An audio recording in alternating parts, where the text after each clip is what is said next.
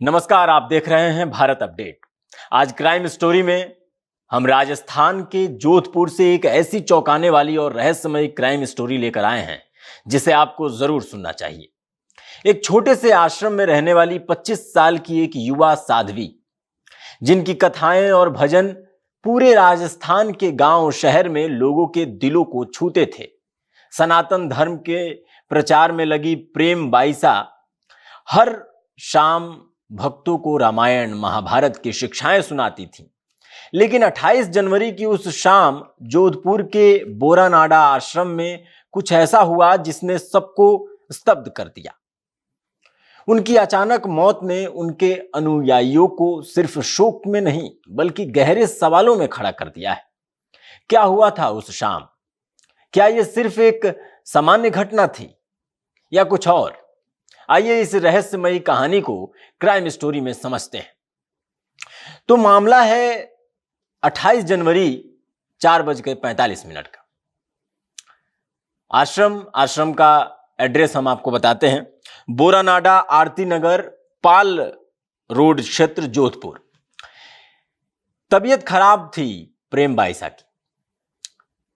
एक कंपाउंडर को बुलाया जाता है। कंपाउंडर आश्रम में आता है, फिर इंजेक्शन लगाया जाता है। इंजेक्शन लगाने के मात्र 5 मिनट बाद हालत बेहद खराब हो जाती है प्रेम बाईसा की। उनके पिता बीरमनाथ, ये बहुत महत्वपूर्ण व्यक्ति हैं इस पूरी कहानी में। वो और उनके कुछ साथी इनको हॉस्पिटल लेके जाते हैं। पास में है हॉस्पिटल, प्रेक्षा हॉस्पिटल, पाल रोड में ही ले जाया जाता है।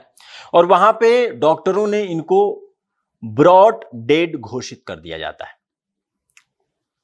कि इनको मृत ही लेकर आया गया था। उसके बाद सबसे बड़ी कमजोरी और कमी यह रही कि ये तुरंत पोस्टमार्टम के लिए नहीं भेजा जाता। इनके पिता और इनके गुरु वीरमनाथ ये इन्हें आश्रम लेके आते हैं, बाद में कुछ देर बाद पोस्टमार्टम कराते हैं। इन सभी कहानी के पीछे, ये अभी तक मैंने जो आपको बताया है, इसके पीछे इंजेक्शन का असर, क्या उसमें जहर था, नेचुरल था या कोई और बीमारी थी, कोई और कहानी थी इसके पीछे। वायरल वीडियो की भी बात करेंगे। वायरल वीडियो में आखिर क्या विवाद हुआ था और क्या कैसे वो भी इसमें घसीटा जा रहा है उनके मृत्यु को लेकर।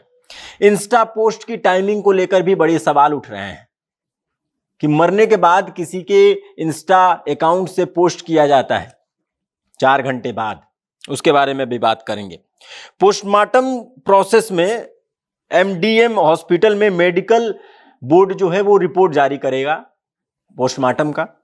इस पोस्टमार्टम को लेकर भी सबसे बड़ा सवाल उठ रहा है कि क्यों प्रेम बाईसा को मृत घोषित करने के बाद पोस्टमार्टम जल्दी ही क्यों नहीं कराया गया? शायद हमें वजह पता लग जाता उससे, इतना कंफ्यूजन नहीं होता कि आखिर उनकी मृत्यु कैसे हुई।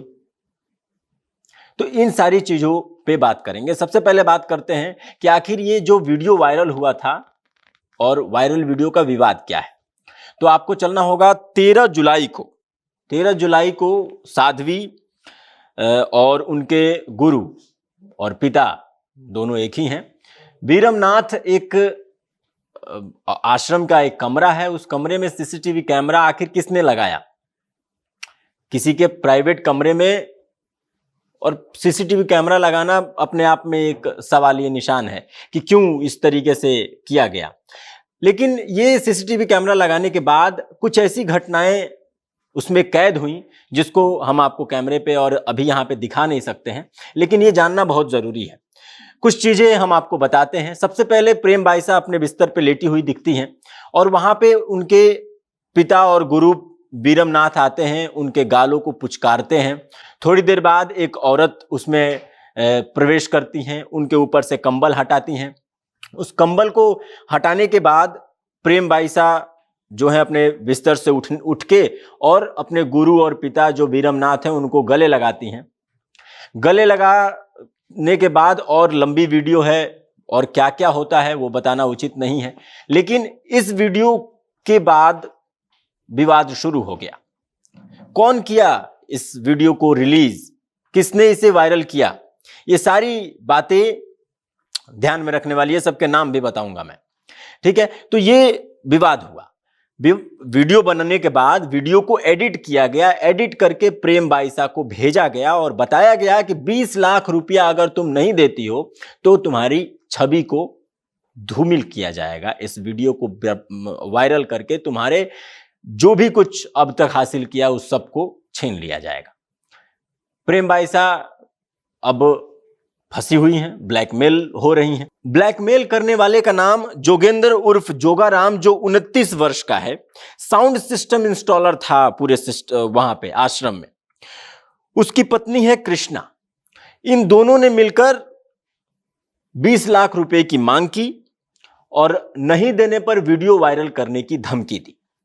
इस चीज को लेकर प्रेम बाईसा ने बोरानाडा थाना में एक्सटॉर्शन, डिफेशन, चरित्र हनन जैसे कई आरोपों को लगाकर एफआईआर दर्ज किया गया।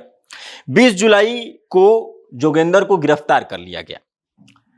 गिरफ्तार हो जाता है वो, और वो कबूल करता है पुलिस के सामने कि बदले की आग में उसने ये हरकत करने की जरूरत की। अब ये मामला यहां समाप्त हो जाना चाहिए था, लेकिन अभी प्रेम बाईसा इस संसार में नहीं है। वो उनकी अब हत्या कहें या सुसाइड कहें, अभी तक रिपोर्ट पूरी तरह से क्लियर नहीं है। तो जो कुछ कहना है वो रिपोर्ट के बाद कहा जाए तो ज़्यादा उचित होगा। अभी भी इस वीडियो की जो है वो चर्चा बहुत हो रही है। इस वीडियो से असर किसको पड़ रहा है? प्रेम बाईसा के मानसिक तनाव पे पड़ रहा था। उनको जो है ट्रोलिंग का जो शिकार बनी। उसके बाद सबसे महत्वपूर्ण घटना तब हुई जब इस वीडियो के वायरल होने के बाद प्रेम बाईसा ने शंकराचार्यों को, सनातन के सबसे बड़े बड़े गुरुओं को पत्र लिखा, और पत्र लिखकर वो उन्हें बताना चाहती हैं कि मैं अग्नि परीक्षा देने के लिए तैयार हूं। लेकिन इस पर किसी ने चर्चा नहीं की, किसी ने बात नहीं की। और इसके बाद ये अचानक उनकी तबीयत खराब होना, फिर इंजेक्शन लगना, इंजेक्शन लगने के बाद वो अब गंभीर हालत में हो जाती हैं। उनको हॉस्पिटल ले जाया जाता है, वहां मृत घोषित कर दी जाती हैं। फिर पोस्टमार्टम की बात आती है तो लेट से पोस्टमार्टम होने की वजह से कारण क्लियर पता नहीं लग पाता है। अब मैं आपको बताता हूं कि इसमें जो है अभी 30 जनवरी को क्या क्या हुआ है और किस तरीके से अभी जांच चल रही है।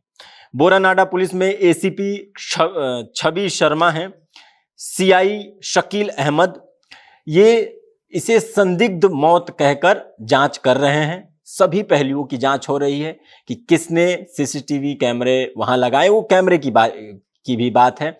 और कंपाउंडर को अभी हिरासत में ले लिया गया है जिसने इंजेक्शन लगाया था। क्या उस इंजेक्शन में जहर था, नहीं था, इन सब सारी चीजों की जांच हो रही है। हालिया अपडेट की बात करें तो श्रद्धालु जितने भी हैं वो ये मांग कर रहे हैं कि निष्पक्ष जांच हो। भावुक अपील की जा रही है कि ऐसे संवेदनशील मामलों की गहराई से जांच होनी चाहिए और ये स्पष्ट रूप से बताना होता है उन अनुयायियों को जो उन साध्वी को पूजते थे, उनकी बातें सुनकर अनुसरण करते थे। तो ऐसे मामलों में निष्पक्षता से जांच होनी चाहिए, ये श्रद्धालुओं की मांग है। गुस्सा भी है कि आखिर क्यों ऐसे व्यक्ति की छवि को बर्बाद करना है, ऐसे वीडियो वायरल करके और इस तरीके से आरोप प्रत्यारोप करके। पिता का जो उनके पिता हैं बीरमनाथ, उनका आरोप है कि इंजेक्शन गलत लगाया गया था, इंजेक्शन में ही कमी है और निष्पक्ष जांच चाहते हैं। एक आरएलपी नेता हैं, सांसद हैं हनुमान बेनीवाल, उन्होंने सीबीआई जांच की मांग की है और सीएम भजन लाल शर्मा और डीजीपी के हस्तक्षेप होने के अपील किए हैं। अब आगे क्या कुछ इस पे अपडेट आता है वो हम आप तक जरूर पहुंचाएंगे और ये पूरी कहानी अभी अपने अंतिम चरण पर नहीं पहुंची है कि आखिर इसका निष्कर्ष क्या है। तो ये जानना बहुत जरूरी होगा। जैसे ही कोई अपडेट आता है हम आप तक जरूर पहुंचाएंगे। बने रहिए भारत अपडेट के साथ और देखते रहिए क्राइम स्टोरी भारत अपडेट। धन्यवाद।